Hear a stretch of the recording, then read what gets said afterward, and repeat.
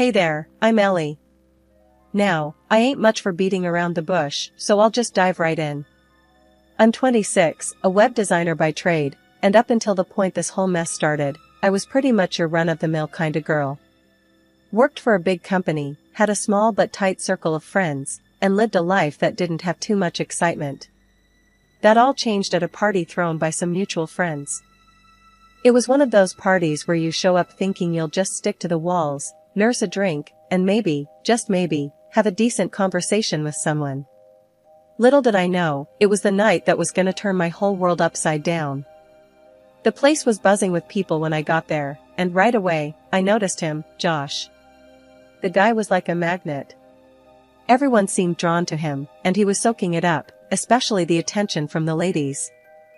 I ain't gonna lie, he was cute. Real cute. And he had this charm about him that made you want to get to know him better. But me? I figured I didn't stand a chance.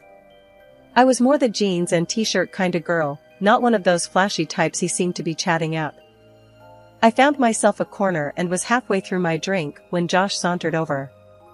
Hey, I don't think we've met. I'm Josh, he said, all smooth like. I choked on my drink. Ellie, I managed to get out, wiping my mouth with the back of my hand. Real smooth, Ellie. He chuckled, that kind of laugh that's warm and infectious. So, Ellie, what brings you to this circus? Friends, I said, shrugging. You? Same. Though, I gotta say, it's not often I run into someone here who seems as out of place as I feel. That got a laugh out of me. You? Out of place? Could have fooled me. Josh grinned, leaning against the wall beside me. Well, appearances can be deceiving. So, what do you do when you're not being dragged to parties? I'm a web designer. Work for a big company downtown. That's cool. You any good? I smirked. I hold my own. Our chat rolled on from there, easy and comfortable. He asked about my family at some point, which threw me for a loop. Most guys I met at parties wanted to talk about anything but family. Why the interest in my family? I asked, eyebrow raised. He shrugged, looking a tad uncomfortable for the first time. Dunno. Guess I just find it interesting, knowing where people come from. Makes them more real, you know? I found myself opening up about my dad owning a large company, something I didn't usually lead with. Josh's interest seemed to spike again, but I brushed it off. Maybe he was just being polite. Before I knew it, the party was winding down, and Josh was asking for my number. I'd really like to see you again, Ellie. Maybe in a setting that's a bit less chaotic. I hesitated for a moment, not quite sure why. But then I handed over my number. Sure, why not? Josh had picked me out of all the girls at that party, and I was curious to see where this would go. After that party, things just snowballed. We were inseparable, and before I could even wrap my head around it, he popped the question. 6 months, that's all it took. My folks were over the moon, they took to him like bees to honey. The wedding? Picture perfect. I was floating, draped in white, feeling like the center of Josh's universe. Right after we said our I dos, Dad didn't waste any time getting Josh involved in the family business. Handed him a high-ranking position like it was nothing. Seeing Josh so eager to be a part of it all made me think we had it all figured out. I mean, what could possibly go wrong, right? Then came the dinner that threw me for a loop. We were all sat around my folks' dining table, me, Josh, our son, and my parents, when Dad dropped the news about expanding his business. He was looking at Josh when he said it, like he was passing him the baton in a relay race. Josh, I'm thinking of opening a new branch in the next town over. How'd you like to be the man to head it up? Josh's eyes lit up like a kid on Christmas morning. Seriously, sir? I'd be honored. That's when the conversation took a turn I wasn't ready for. I was already in my head, planning out the move, thinking of apartments, parks where our son could play, and how we'd decorate a new home office for me. Oh, this is gonna be great. I'll start looking at places for us right away. Somewhere close to a good daycare for the little one. That's when Josh threw out his joke. He was all casual about it, like he was commenting on the weather or something. Actually, babe, maybe you should stay here while I set things up. It could take a while, and I know how you hate the hassle of moving. I stared at him, my fork halfway to my mouth, feeling like I'd just hit a speed bump at 60 miles an hour. What do you mean, stay here? Like, not come with you? Yeah, you know, just until I get everything sorted. It's gonna be a lot of late nights, early mornings. Might be easier for you and the kiddo. Easier? For who, exactly? I couldn't believe what I was hearing. My folks were silent, probably sensing the tension thickening like gravy. Dad chimed in then, his voice all reason and calm. I think it's best if you all stick together. Ellie can work from anywhere, and it's important to keep the family unit intact, especially with a young child. Josh backed down pretty quick then, probably realizing he was outnumbered. Alright, I was just joking. We'll all go together. But something about that joke didn't sit right with me. It was like he'd shown me a card he didn't mean to let slip. The rest of the dinner passed in a kind of blur. I was there, but not really. My mind was stuck on that joke and what it meant. Later, as we were getting ready for bed, I brought it up again. Josh, what was that all about earlier? You really think it's a good idea to start splitting up whenever things get busy? He was brushing his teeth, and he looked at me in the mirror, his eyes meeting mine. Ellie, come on. I told you, it was just a thought. Nothing serious. We're in this together, you know that. I wanted to believe him, I really did. But there was this nagging feeling in the pit of my stomach, like a warning. I pushed it aside, though, telling myself I was overreacting. Josh loved us, and he wouldn't do anything to jeopardize our family. Or so I thought. Josh had to head out for his big business trip a few days after that dinner conversation. We were all set to join him, I even started packing, imagining our new life in a different city. But then, as if fate decided to throw us a curveball, our little one got sick. Nothing too scary at first, just enough for the doc to say traveling was off the table for a while. I remember breaking the news to Josh over the phone. He was already in the other city, and the look on his face, or the lack of it, really, since it was just a call, made me pause. It was almost like he was relieved, happy even, to have the city to himself. That stung, not gonna lie. Weeks turned into more weeks, and our son's little illness turned out to be a bigger deal than we thought. That meant our plans to join Josh were scrapped indefinitely. During this time, Josh's calls became more of a rarity, each one filled with the same old "I'm fine, I miss you guys," but somehow, it felt hollow. One night, after putting the little one to bed, I finally got Josh on a call. "Hey, you," I started, trying to keep the worry out of my voice. "We miss you around here. How's everything going?" There was a pause, a bit too long for comfort, before Josh replied, "Oh, hey, babe. Yeah, everything's busy, you know? This new branch is eating up all my time." I frowned, pacing the living room. "I get that. But you know, a quick call wouldn't kill you. The kiddo keeps asking about you." Another pause, then, I know. I'm sorry. It's a lot right now." That hit me wrong. A lot right now? Josh, we're supposed to be doing this together. You're not on some solo adventure. We're a family. Josh's voice got a bit defensive. I didn't say I was doing this alone. Just that it's hectic. I thought we agreed you'd stay put till things settled down here. Let's not do this over the phone, okay? We'll talk when I come home. The call ended on an awkward note, leaving a sour taste in my mouth. The silence of the house seemed to press in on me, heavy with unsaid words and growing doubts. I couldn't shake the feeling that something was slipping through my fingers, something important. He made it back home once during this whole saga, and it was like having a ghost in the house. He was there, but not really. Glued to his phone, barely there even when he was sitting right in front of us. "What's so important on there?" I asked him one night, trying to keep the frustration out of my voice. "Just work stuff," he muttered, not even bothering to look up. Gotta keep things moving at the branch, you know? But when I tried to get close, to find some comfort in his arms after all this time, he pulled away. I've missed you, I told him, reaching out. But he just stepped back, mumbling something about being tired. That night, we didn't even share the same bed. When I asked him the next morning what was up, his excuse was he was too tired and not up for tenderness. Too tired. Not up for tenderness. Those words echoed in my head, making me wonder what the hell was happening to us. It was like he was a completely different person. Before I could dig deeper, he was off again, back to the other city, leaving me with a bunch of unanswered questions and a heart heavy with doubt. Just when I thought things couldn't get any stranger, they did. It was a Tuesday, just like any other Tuesday, with me trying to juggle work and keeping an eye on the little one, when there was a knock at the door. I wasn't expecting anyone, so you can imagine my surprise when I opened it to find a guy standing there, looking like he carried the weight of the world on his shoulders. "Can I help you?"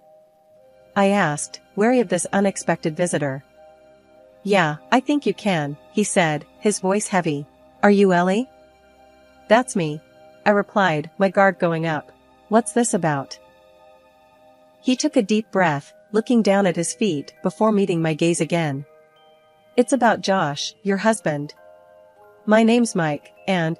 He paused, as if the next words were stuck in his throat. "And my wife's having an affair with him." I felt like I'd been punched in the gut. "What did you just say?" I couldn't have heard him right. Mike swallowed hard, his eyes not leaving mine. "I found out a couple of weeks ago." I didn't want to believe it at first, but then... He trailed off, reaching into his jacket pocket and pulling out a handful of photos. He handed them to me, and as my fingers closed around them, my heart sank. There was Josh, clear as day, looking cozy with some woman I'd never seen before. They were laughing, holding hands, kissing. The world seemed to tilt on its axis. This can't be," I stammered, my voice barely a whisper. "I'm sorry to be the one to tell you this," Mike said, and he actually looked it. Sorry and tired. I invited him in, more out of a need to sit down than anything else. We sat at the kitchen table, those damning photos spread out between us like the worst kind of puzzle. "How did you find me?" I asked, not sure if I wanted the answer. Mike ran a hand through his hair, looking exhausted. "Wasn't hard. Once I knew who she was seeing, I did some digging. Found out about Josh's job, his family, you. And you just decided to come here and, what? Tell me my husband's cheating on me?" He leaned forward, his elbows on the table. "Look, I know this is a lot. I'm in the same boat, remember? I thought maybe we could help each other." "Help each other?" I echoed, the idea seeming absurd in the face of everything. "Yeah. I don't know, figure out what to do next. Confront them together? I'm just so damn tired of feeling like a fool." I looked at the photos again, each one a strike to my heart. Josh and this woman, so happy together, while I was here, holding the fort and drowning in loneliness.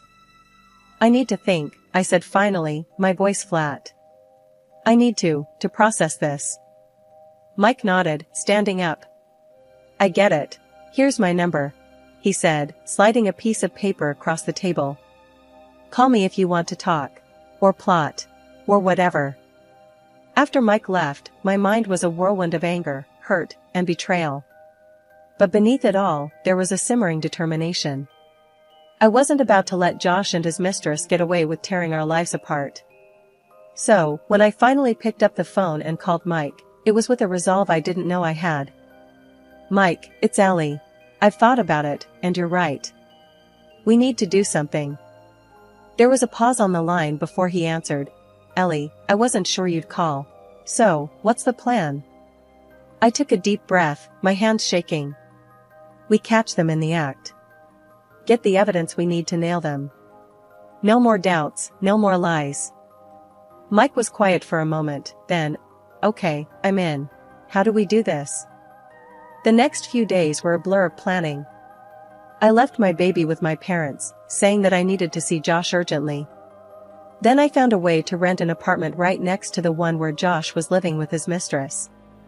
It felt like something out of a spy movie, sneaking around, trying to stay under the radar.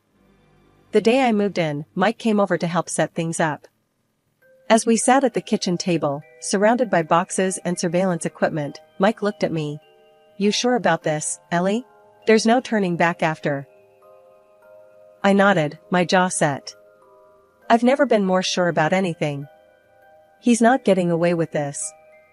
We spent hours setting up, going over every detail of how we'd catch them. The walls were thin, which worked in our favor, allowing us to hear nearly everything from the next apartment. The waiting was the hardest part. Days passed with little to no activity, then, finally, we heard them. Josh and his mistress, their voices carrying through the walls, laughing, talking like they didn't have a care in the world. It was nauseating. Mike and I exchanged looks, the reality of the situation sinking in. "This is it," he whispered, his hand reaching for the recorder. We captured everything, every lie, every intimate moment. It was more than enough to prove their affair, but we needed the final piece of the puzzle. We needed to catch them physically together, in the act. That opportunity came sooner than we expected. We overheard Josh ordering delivery, their casual banter about what to watch on Netflix filtering through the walls. "This is our chance," I said, my heart pounding. "You knock, pretend to be the delivery guy." Mike left, and I waited, my heart in my throat. Moments later, there was a knock at their door, followed by the surprised voices of Josh and his mistress. Walking into that apartment, my heart hammered against my ribs like it was trying to break free. Josh and his mistress were caught off guard, the surprise written all over their faces. Josh was the first to recover, though his voice shook as he spoke. "Ellie, what are you doing here?" I crossed my arms, my gaze flicking between him and the woman wrapped in a sheet on the couch. "Really, Josh? You're going to stand there and play dumb?" His mistress, now realizing who I was, tried to shrink into the couch, her eyes wide with fear. Mike stepped forward, his voice was ice cold. "We know everything, Josh. You and her," he nodded towards the woman, "have been sneaking around behind our backs." Josh's face went pale, his usual smooth charm nowhere to be seen. "Look, Ellie, I can explain." "Save it," I snapped, cutting him off. "We've got all the proof we need. Isn't that right, Mike?" Mike held up his phone, the recordings just a tap away. "Everything. Conversations, pictures. You two didn't do a great job of covering your tracks." Josh looked desperate now, his eyes darting around the room as if looking for an escape. "Ellie, please, let's just talk about this. We can work it out." "Work it out?" I laughed, but there was no humor in it. "You think after this, we can just work it out?" The mistress suddenly erupted. "He said he never loved you. Said he was stuck in a marriage he didn't want, all because of your dad's money. That's the only reason he chose you." Her words, meant to wound, only confirmed my suspicions. I looked at Josh, really looked at him, and saw the truth. "This is over, Josh. I'll be filing for divorce. And don't think you're walking away from this without consequences. Your affair will cost you. Big time. My dad will hear about this, and yes, he will fire you," I said, my voice steady despite the storm raging inside me. Josh's face crumbled, the reality of the situation finally hitting him. "Ellie, please. We can sort this out, just don't tell him, okay?" I turned my back on him, on them. There's nothing left to say. "Come on, Mike. Let's go." Following the tumultuous confrontation, life seemed to enter a surreal phase, like walking through a dream, or more accurately, emerging from a nightmare. The first few days were a blur of legal consultations, tearful conversations with my parents, and sleepless nights spent reassessing every moment of my marriage to Josh. My dad's reaction was a mix of fury and heartbreak. "That snake," he bellowed when I told him everything. "He's out. I don't care about the legalities, he'll not work another day in my company." "Thanks, Dad," I murmured, feeling a mix of relief and sadness. Relief that my father stood by me unwaveringly, and sadness for the loss of what I once thought I had with Josh. The process of divorce was surprisingly swift, given Josh's eagerness to avoid any more public humiliation than necessary. He signed the papers without a fight, a shell of the confident man I once knew. In the weeks that followed, I threw myself into work and taking care of my son, finding solace in routine and the laughter of my little boy. He was my beacon of hope, reminding me daily that there was still joy to be found, even in the midst of pain. Josh attempted to reach out once, a text that read, "Ellie, I'm sorry. Can we talk?" I stared at the message for a long time before deleting it. There was nothing left to say. The divorce was finalized quietly, without the drama I feared. I received full custody of our son and the house, while Josh was ordered to pay a substantial amount in child support and alimony. My father made good on his word, and Josh was ousted from the company, his career in shambles. Months later, as I sat in a cafe watching the rain patter against the window, I reflected on how far I'd come. The pain was still there, a dull ache in my chest, but it was mingled with a sense of pride in my resilience and a newfound independence. Mike walked in, shaking off an umbrella, and joined me at the table. "How are you holding up?" he asked, his concern genuine. "Better," I admitted, managing a small smile. "It's been a roller coaster, but I'm getting there. How about you?" He shrugged, a wry smile on his face. "Same. It's a process, right? But seeing you, it helps, knowing we both made it through the storm." We talked for hours, sharing our hopes for the future and laughing over the absurdity of our shared past. It was comforting, this new friendship forged from the ashes of our respective betrayals. The months after the divorce and Josh's departure from our lives felt like slowly waking up from a long, troubled sleep. My world, once darkened by betrayal and hurt, gradually brightened as I focused on rebuilding my life with my son. The routine of daily life, once a mundane chore, now brought comfort and a sense of accomplishment. One crisp autumn afternoon, as I watched my son play in the park, my phone buzzed. It was Mike. "Hey, Ellie, how about a coffee catch-up? On me this time," his message read. I smiled, typing back, "Sure, sounds good. When and where?" "Let's say tomorrow? The little cafe near the park, around 10? "Perfect. See you then," I replied. Sitting across from Mike the next day, with the smell of coffee and the sound of light chatter around us, I felt a sense of ease I hadn't known for a while. "So, how have you been, really?" Mike asked, his eyes searching mine for the truth beneath the polite small talk. "I'm actually good," I said, surprised at the realization.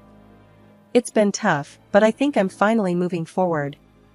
Mike nodded, a small smile on his lips. "I can see that.